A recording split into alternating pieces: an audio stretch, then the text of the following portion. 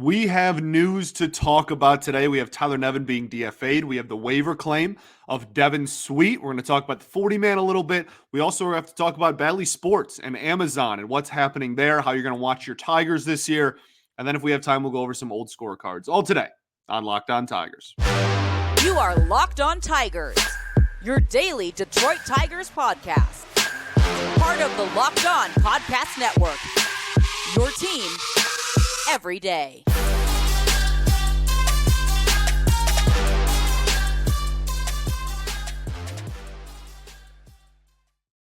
What is up, everybody? Welcome back to another edition of Locked On Tigers. I'm, of course, your host, Scott Bentley. Today is Friday, January 19th, 2024. Thank you so much for making Locked On Tigers your first listen. Every single day, we are free and available wherever you get your podcasts, including YouTube, part of the Locked On Podcast Network, your team every day. Today's episode is brought to you by GameTime. Download the GameTime app, create an account, and use code LOCKEDON for $20 off of your first purchase.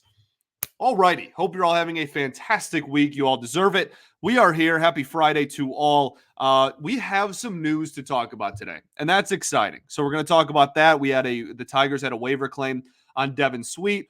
Not trying to make it sound like earth-shattering news. That we'll talk about Sweet's place on the roster and A+ name for starters, and even his standing within the roster, etc. Not trying to make it sound like a huge deal. I'm just very excited that there's actually news to be discussed today.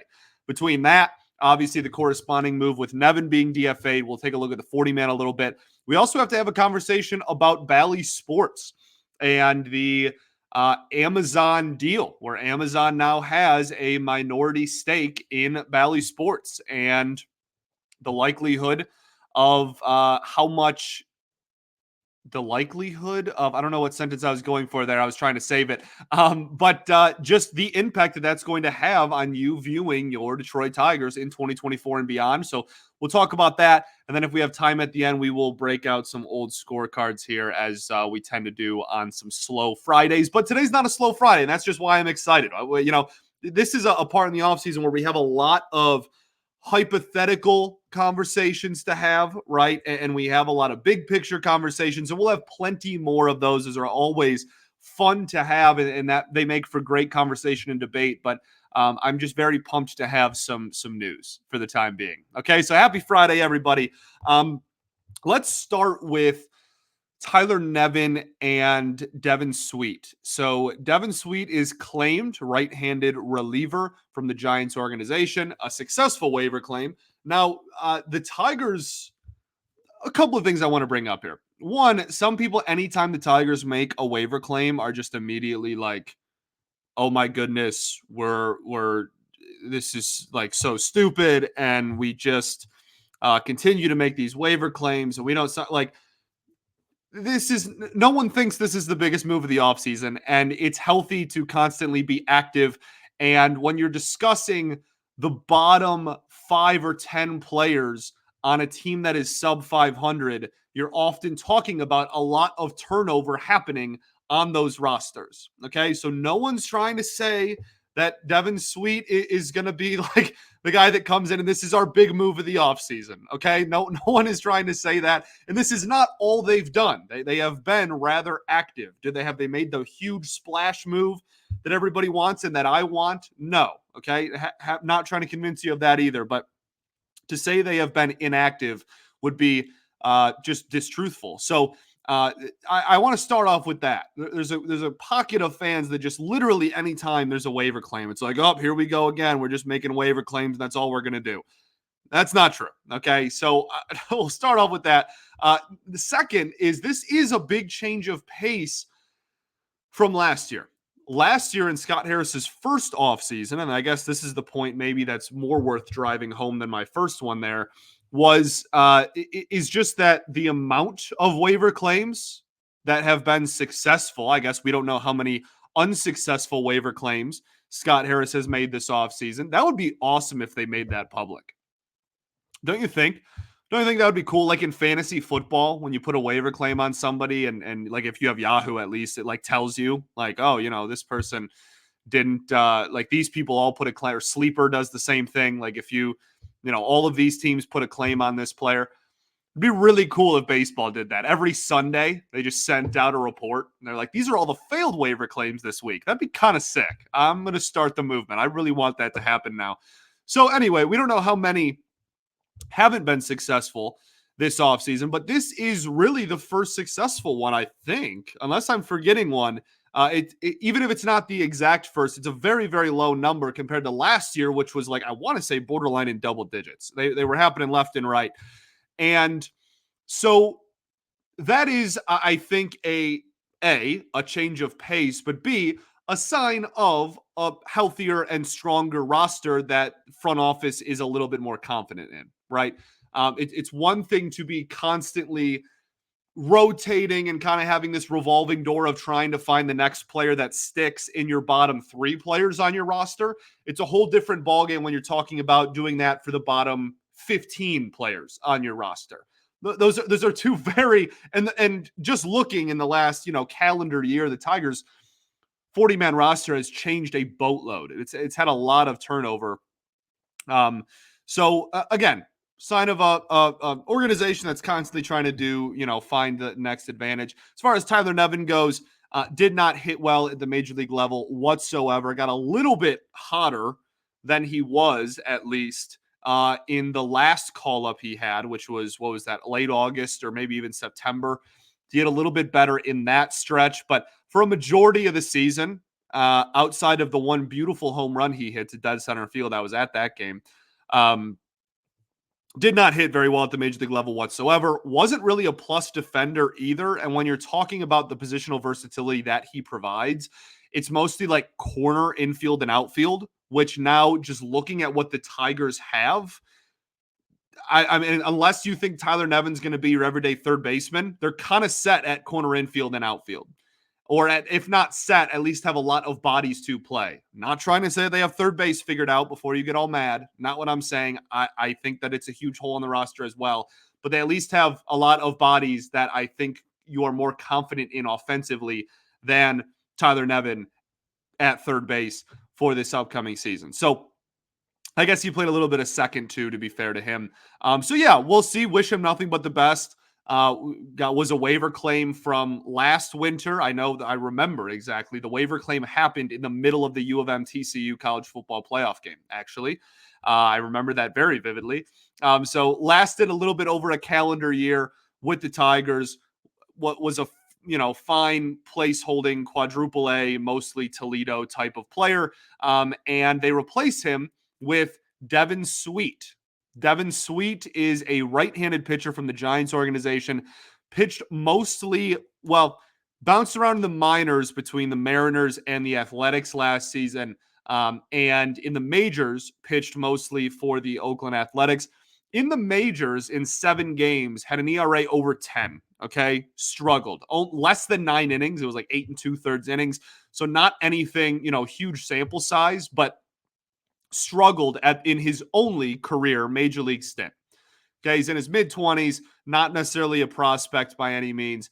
But if you look at his minor league numbers from last season, he had a sub 2.5. It was a 2.25, I want to say, ERA between AA and AAA last season. And again, that's the minors, and he struggled in the majors. And that's a conversation, ironically, we had a lot with Tyler Nevin. This dude is crushed in Toledo this year, crushed, which is what you want out of an organizational depth type of piece like Tyler Nevin, which is why I'm not as furious at, there's a pocket of fans that just couldn't stand Tyler Nevin because he struggled at the major league level. He wasn't brought in to be a major league baseball player. He was brought in to be solid organizational depth, and he did that. And I don't think initial reaction is that Sweet is not too much different. We'll get into a little bit more of his profile, maybe what we can expect out of him this upcoming season. And then we'll take a look at the 40-man before we get into our conversation about Bally as well. We will do all of that right after this. Got to tell you all about our friends over at GameTime. GameTime is the only ticketing app that gives you complete peace of mind with your purchase because you can see the view of your seat before you buy, so you know exactly what to expect when you arrive. All-in prices show your total up front, so you know you're getting a great deal before you check out, and you can buy your tickets in seconds with just 2 taps. You don't have to worry about all those extra fees and hidden fees and whatnot that some other big name ticketing websites use. We won't drop any names, but Game Time is truly the best in the business. And one of the reasons why I love them more than any other one and why they're my go-to is because you can be a spontaneous person that doesn't plan anything like yours truly, and they will accommodate that. Game Time has tickets on deals right up to the start of the event, including up to an hour after the event starts. That is why they are my favorite and why I exclusively use them. We're talking about 30 minutes before the Tigers start. Me just going, you know what? I kind of feel like going to the Tigers game today or the Red Wings, etc. They are truly the best in the business. So take the guesswork out of buying tickets and use Game Time. Download the Game Time app, create an account, and use code LOCKED ON for $20 off of your first purchase. Terms apply. Again, create an account and redeem code LOCKED ON for $20 off. That's capital LOCKED, capital ON, all one word. Download Game Time today. Last minute tickets, lowest price, guaranteed. All right, everybody, welcome back here. Segment 2 of Locked On Tigers. Appreciate y'all for tuning in, making us your first listen every single day. Shout out to the everydayers that do tune in every day. We will be back on Monday, hopefully talking about a Lions victory. Hopefully. I might record before the game. We'll see what happens. Getting a little nervous, though. Not going to lie to you. I'm feeling more confident about this game than I was the first game, but that scares me. I'm nervous and confused because I've never been confident in this football team in my entire life. So it doesn't feel good to be confident. It's like a double-edged sword. Like I actually feel worse because I'm confident because I feel like I'm not supposed to be confident. Anyway, let's talk baseball. So we're talking about Devin Sweet and Tyler Nevin. We already kind of broke down the Nevin situation. Again, a utility player, a utility organizational depth player, and an organization that has a boatload of utility organizational depth players. So a guy that the Tigers felt like they didn't need to hang on to, and I kind of understand the decision from their perspective. When it comes to Sweet, again, we talked about his numbers a little bit. His profile, he's a fastball, changeup, slider type of pitcher. Again, he is a righty, almost exclusively a reliever for most of his minor league career, and obviously his major league career. Was a closer at one point in Double A, was finishing ball games pretty consistently, but has mostly been kind of like a middle back end reliever type of guy. The profile, the fastball is like 93 to 95 miles an hour at least. And this is also based on the small sample size of what he did at the major league level. I am not fancy enough or apparently important enough to have all of the fantastic plethora of analytics at the minor league level. It's a lot harder to get minor league stats than it is major league. But when it comes to like really, really fancy analytics, obviously stats you can get any which way. But at the major league level, the fastball was 93, 95. I can't imagine it's going to be too much different no matter what level he's at. The slider, mid 80s, kind of can maybe trickle up into upper 80s, and the changeup, upper 70s miles an hour. So as far as what to expect out of him, I don't think anyone's expecting this dude to be on the opening day roster. And, who knows? Maybe this is a guy that the organization had highlighted and they think it's Tyler Holton 2.0, and this guy's just going to be like the best reliever in the American League this year. Like, we'll see, right? But from where I stand in January, I'm going to say that it's probably more likely that he is, again, another organizational depth type of guy. And the fact that he's on the 40-man roster, I'll tell you what, we've even seen a lot in the Scott Harris era. He knows that if he can claim someone, if nobody else was interested in him, the player that was put on waivers, that he can claim them and then immediately put them on waivers, and then they'll clear waivers, and then he can hold on to the player and just keep them in the Tigers minor league system and not have to use a 40-man roster spot on them.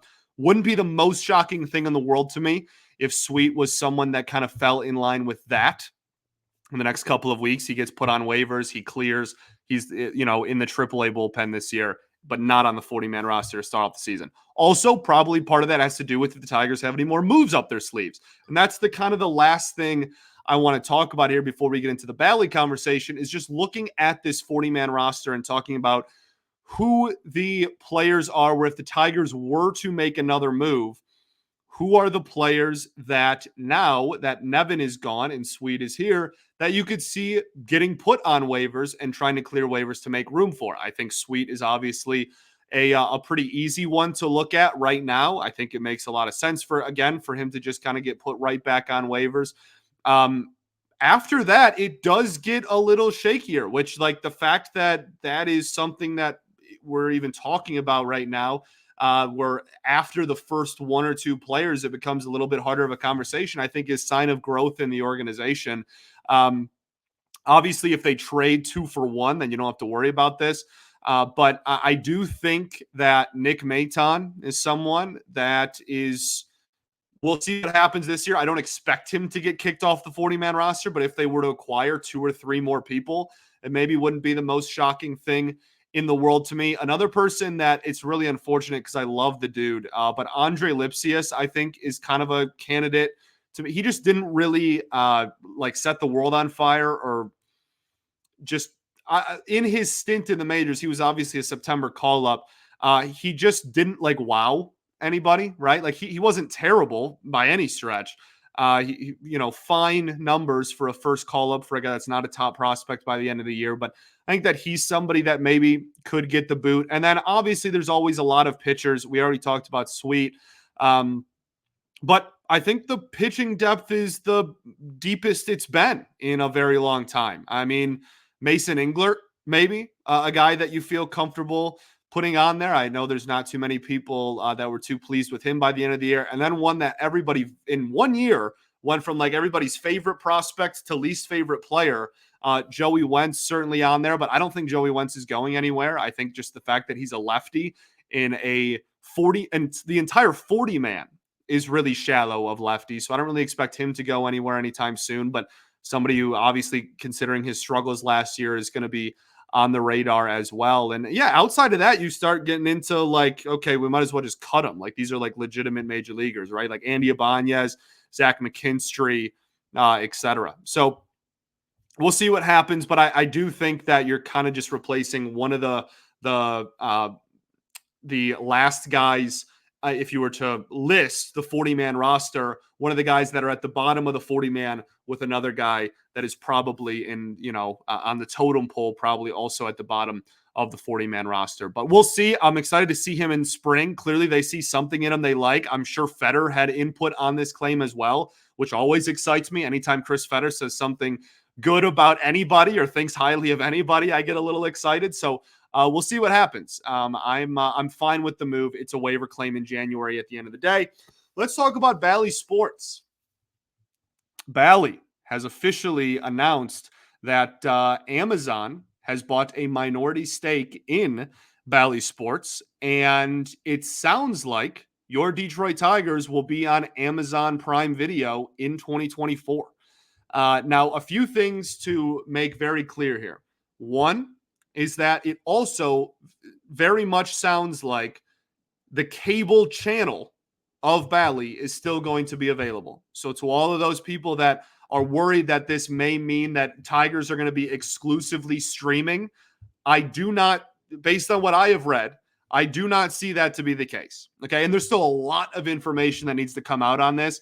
We are still very early in this stage. The next couple of months will tell us a lot as we lead up to the start of the season. But I do want to, because, I think a lot of people hear Amazon Prime Video and immediately think, oh my goodness, the only way is going to be to stream.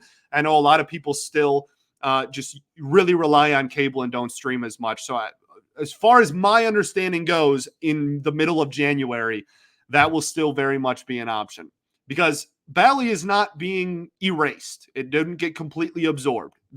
Amazon bought a minority stake in it. So it's all about what they are going to do with their stake, and that's going to make streaming way more accessible. We'll talk about the rest of this conversation, kind of what that means for the Tigers this season, right after this. The NFL regular season has wrapped up. We are full into playoff mode. Obviously, like I talked about, the Detroit Lions play on Sunday against the Tampa Bay Buccaneers at, I almost said Comerica Park. Then I almost said Little Caesars Arena. We're going to follow it up with Ford Field, downtown Detroit. Cannot wait for that in the city again, 1 week after their first home playoff game in many, many decades, which also means that given all the playoff fun that is happening, it is the best time to get in on the action with FanDuel, America's #1 sportsbook. Right now, new customers can get $150 in bonus bets guaranteed when you place a $5 bet. That's $150 in bonus bets, win or lose. The app is so easy to use. There's so many different ways to bet on it, like live same-game parlays. You can find bets in the new Explore tab. Just see what some popular bets are. You can also make a parlay in Parlay Hub, which is the best way to find the most popular parlays out there, and so many more. Traditional spreads, money lines, over-unders, totals, player props, etc. So visit FanDuel.com/lockedon and make your first bet a layup. FanDuel, official partner of the NFL.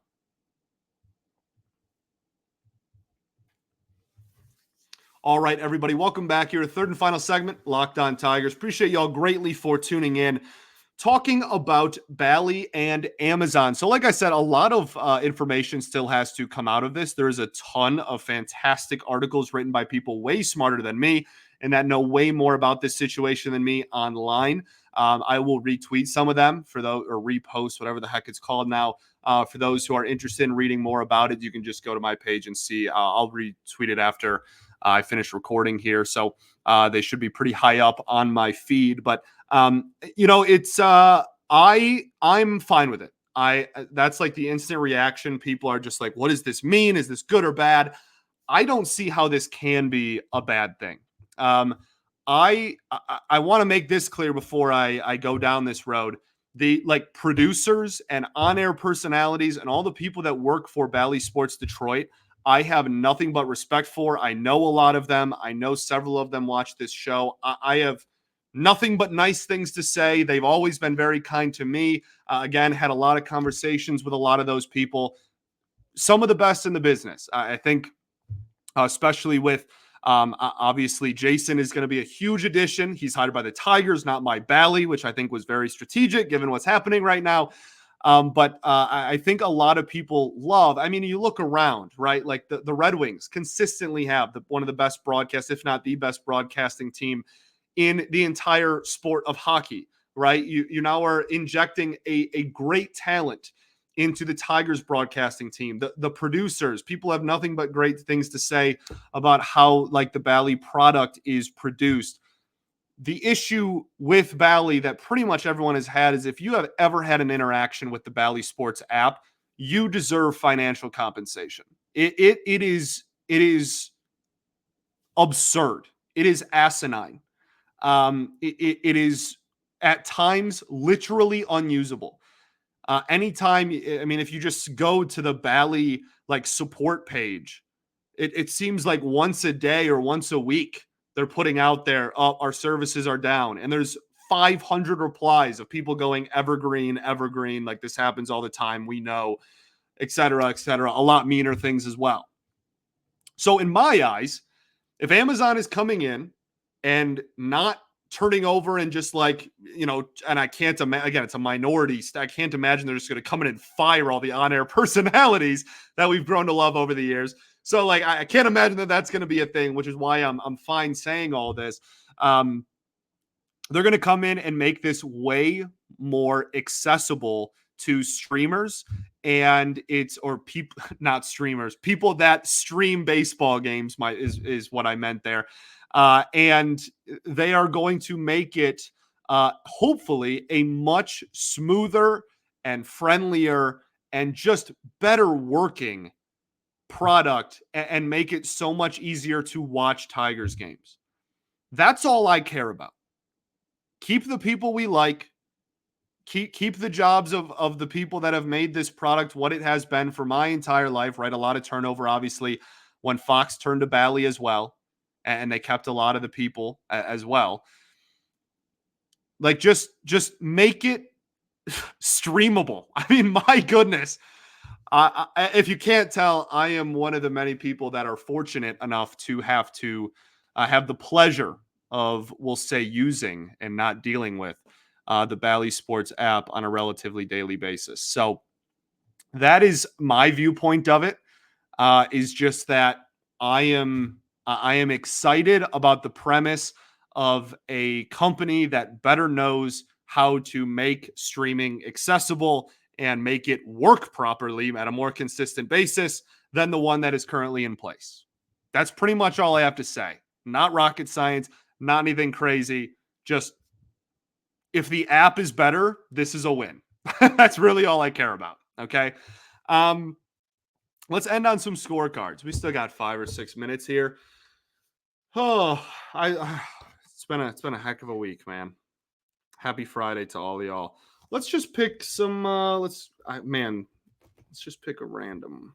Okay, I got 2 here. We'll see if we have time for 2. This one is 2018. I love the 2018 scorecard. I think it's a very well done one. You have obviously the 50-year anniversary of the 1968 World Series. So the entire thing is pictures and scenes from the 68 World Series.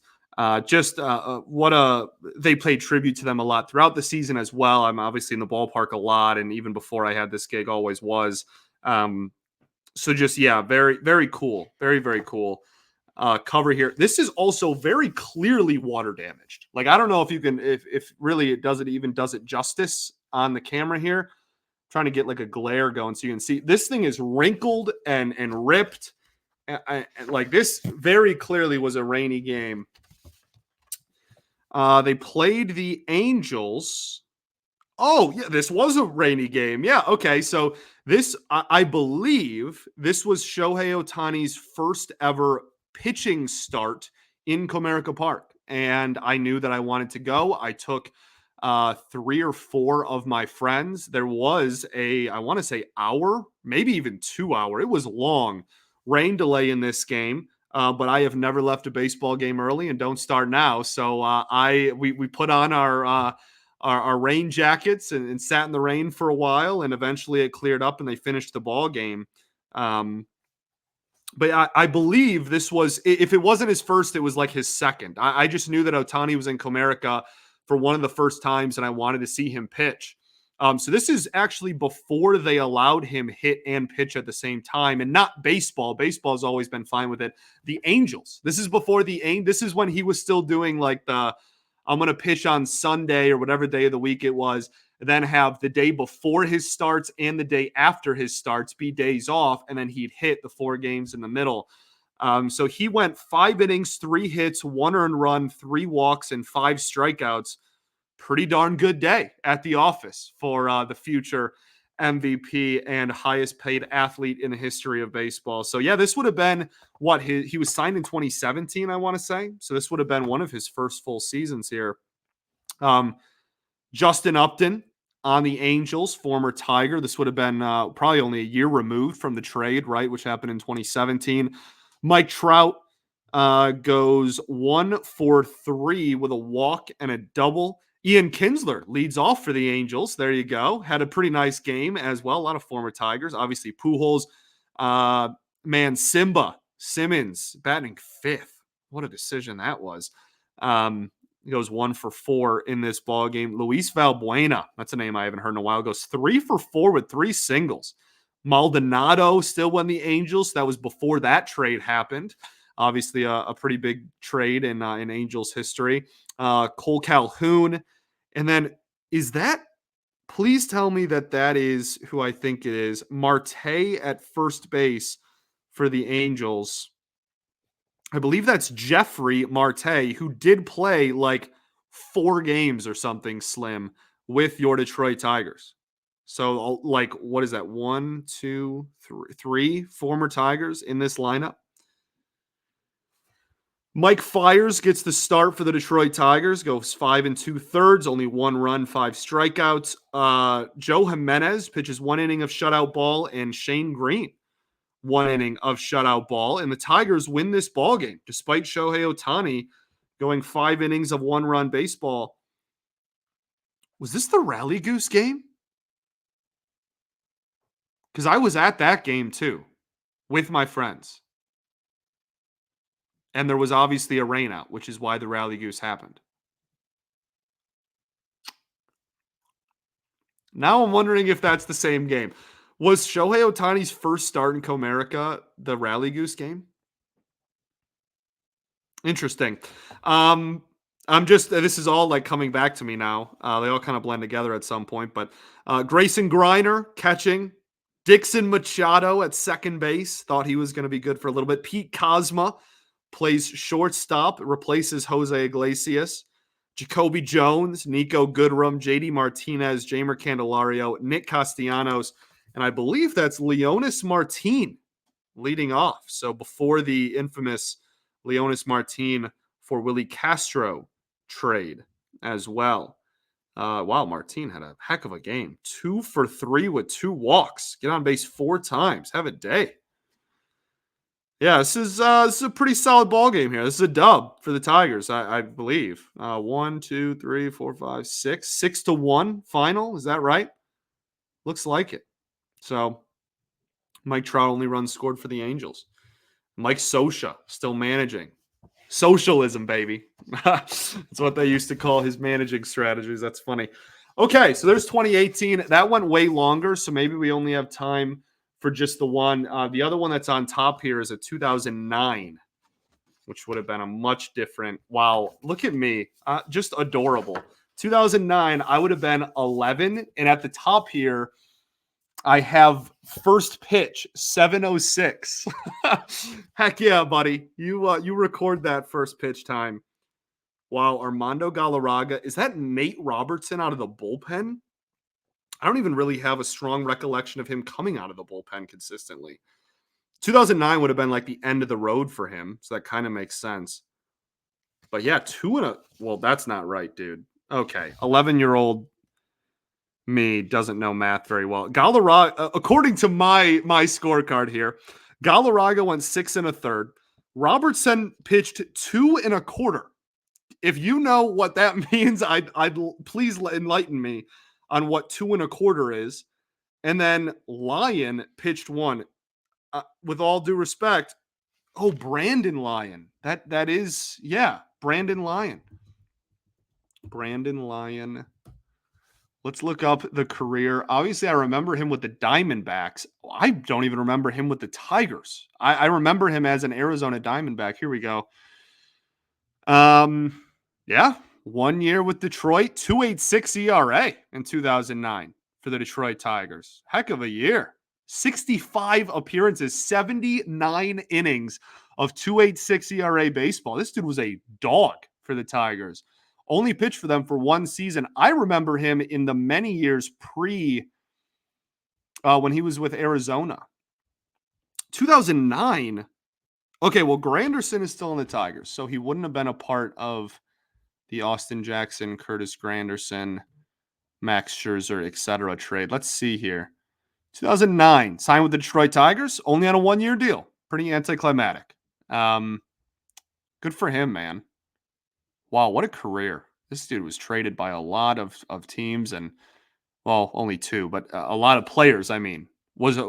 This guy was involved in a trade that involved Joe Musgrove in 2012 when Joe Musgrove was very, very young. So they played the Colorado Rockies. Dexter Fowler scored 2 runs. Troy Tulowitzki. Wow, I actually caught a game in which Tulo was healthy for the Rockies. That's kind of cool. Had a pretty decent day. Got a hit. Dude, how old was Todd Helton when this game was played? I don't even believe that that's real. Oh my gosh, he played 4 more years after this. 2009, he was 35, and he played until he was 39. What an absolute animal. How can you not love Todd Helton? Put Todd in the Hall of Fame, man. So that's cool. He had a homer. There you go. Todd Helton. I saw a Todd Helton home run. Some interesting names here. Is that Clint Barnes? Some very interesting. Wow. Um, what was his first name? Marquise. Jason Marquise. Is that Houston Street? Please tell me it is.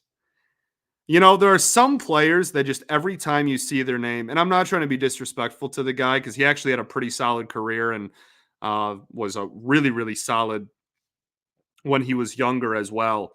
But there are just some guys, you know, that just you see their last name and it just makes you smile. And Houston Street, obviously, because of the Maglio Ordonez home run. Unfortunately for him, for the rest of his career, anytime I saw him come out of the pen, I mean, he had a good outing. He went one inning of shutout ball. He had 2 walks, I guess, but 2 strikeouts, didn't allow any runs. I was probably smiling ear to ear because I was 11 and just was thinking about Maglio taking him yard in the ALCS in '06. Oh, Brandon Inge played in this game. That's all I need. Gerald Laird. Listen to this bottom 3. I promise I'll get you out of here. I know I'm way over time. I said I wasn't going to do 2, and now I'm doing 2. This lineup for this game: Granderson, Placido, Marcus. No, that says Tom. Please tell me Leland did not bat Cleat Thomas third. Oh my gosh, he did. Okay. This is the most Leland lineup ever, and I love it.